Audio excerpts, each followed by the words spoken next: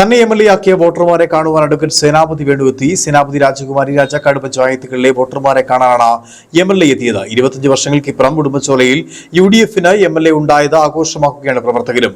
ജില്ലയിലെ ഭൂവിഷയങ്ങൾ പരിഹരിക്കുന്നതിനാണ് ഏറ്റവും പ്രാധാന്യം നൽകുന്നതെന്ന് MLA-യും വ്യക്തമാക്കി. ഉടുമ്പൻചോല നിയോജക മണ്ഡലത്തിൽ UDF സ്ഥാനാർത്ഥിയായി വിജയിച്ച MLA അഡ്വക്കേറ്റ് സേനാപതി വേണുവിന്റെ സ്വീകരണ പരിപാടി നടന്നു. ഉടുമ്പൻചോല, സേനാപതി, ശാന്തൻപാറ, രാജകുമാരി, രാജാക്കാട് പഞ്ചായത്തുകളിലെ സമ്മതിദായകരെ നേരിൽ കണ്ട നന്ദി അറിയിക്കുകയാണ് പരിപാടിയുടെ ലക്ഷ്യം. മുഖ്യമന്ത്രിയെ കാണാൻ പോയത് മുഖ്യമന്ത്രി അവരുടെ നിവേദനം സ്വീകരിച്ച് അദ്ദേഹം സ്വീകരിക്കുന്നതിന് മുമ്പ് തന്നെ പറഞ്ഞൊരു കാര്യം, നിങ്ങളുടെ പ്രശ്നം എനിക്കറിയാം, ഞാനിത് പരിഹരിക്കും, അതിന് ഒരു 4-5 മാസക്കാലത്ത് സമയം എനിക്ക് നൽകണമെന്നുള്ളത്.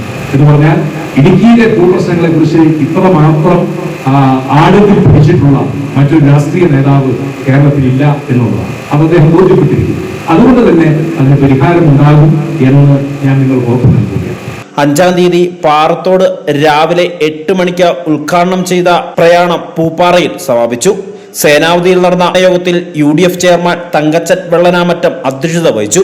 ബെന്നി കൊച്ചുവീട്ടിൽ സ്വാഗതം ആശംസിച്ച യോഗത്തിൽ നിയോജക മണ്ഡലം chairman MJ Kurian, programme convener Benny Thundathil, Jose Kanjirakkonam, Binoy Vembananickal, Binoy Mukkudi തുടങ്ങിയവർ പങ്കെടുത്തു. ചടങ്ങിൽ ജനപ്രതിനിധികളും UDF നേതാക്കളും സംസാരിച്ചു. 6-ാം തീയതി രാവിലെ മാങ്ങാത്തൊട്ടിയിൽ നിന്നും ആരംഭിച്ച പര്യടനം വൈകിട്ട് 5 മണിക്ക് രാജകുമാരിയിൽ സമാപിച്ചു.